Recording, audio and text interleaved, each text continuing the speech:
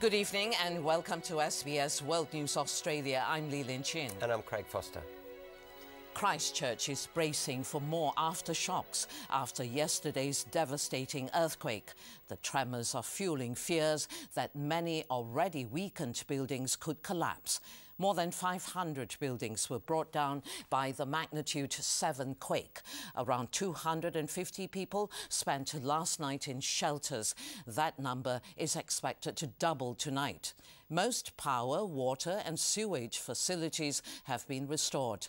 More than 30 aftershocks, measuring up to 5.4, have hit the region.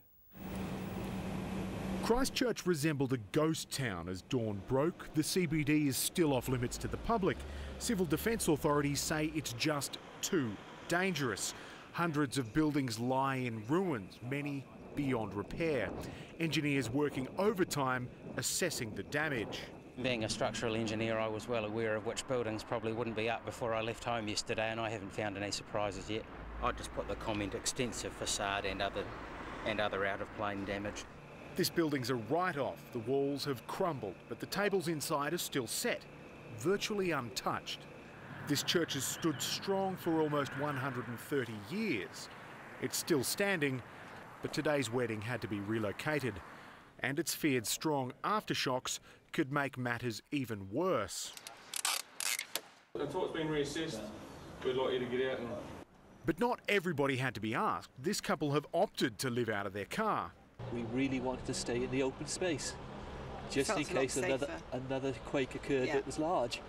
Hundreds more have been put up by aid workers in local schools and community halls. But these are tough times and patience is running thin. Hey, yeah, well, we're telling everybody, piss off unless you're here to help. The Mayor has praised emergency workers and asked residents to stick together. We're going to have to be patient. We can do this together, but it's hard grind ahead of us now. And, the water is the main thing, I think. To make sure you're boiling the water, what we've got to do is make sure that we look after each other's health. Water supplies have been restored to almost 80% of Christchurch residents, but many are still relying on water being trucked in. Just give it a quick boil, bring it up to the boil, and boil it for about 2 or 3 minutes. Water's become a hot commodity, locals flocking to supermarkets to stock up. And the epicentre of the quake has become a tourist attraction. It's amazing and scary. The road has been lifted up and moved sideways. It's easy to see the force behind this earthquake. School in the affected area has been called off until Wednesday, but it's going to take a lot longer than that before Christchurch returns to anything resembling normal. Sam Eichen, World News Australia. 3 News reporter Mike McRoberts is in Christchurch and he spoke to us earlier about the threat of ongoing aftershocks. Well, they are threatening in the sense that a lot of people have been traumatised by them. We've had something like 20 or 30 aftershocks today. One of them got up to 5.1 on the Richter scale.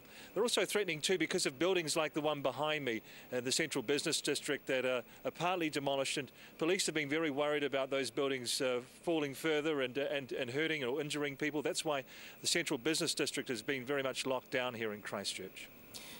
Those gale force winds which were predicted and forecast, did they eventuate? Not really. They came to nothing. It was a little blowy earlier on in the day, but they didn't come through, and civil defence officials were very pleased for that because gale force winds and driving rain would have hampered the clean-up operation here, and it would have made things very difficult indeed, and it just would have made life chaos for the number of people that have lost their homes. So at this stage, reasonably pleasant conditions, and that's helped on day 2. And these people who've lost their homes, they are now all in shelters. Are these shelters making any special preparations? Well, they've asked people to bring their own bedding and their own stretchers. They say they've got plenty of food. I don't know how long they're planning on looking after these people. Some 500 homes have been earmarked as either uninhabitable or soon to be demolished. So that's a lot of families. Many of them, of course, have been absorbed into the community through friends and families, but I think there's about 100 people or maybe 100 families who are in these shelters at the moment. So there'll be concern about finding then some more permanent accommodation. And nobody has really said anything about accommodating them in longer-term arrangements. Not at this stage. It's still being worked through, and there's a lot of issues to be dealt with as well. We've had the buildings, all public buildings here in Christchurch have been closed to at least Wednesday. That means schools as well. So as they're finding out more about the damage that the quake has caused, I think more of a plan has been formed by officials here. But most people seem to be pretty happy with the way that officials and local government have stepped in and tried to make the best of what has been a pretty disturbing situation. Michael McRoberts, it's very good talking to you again, and thank you so much. My pleasure.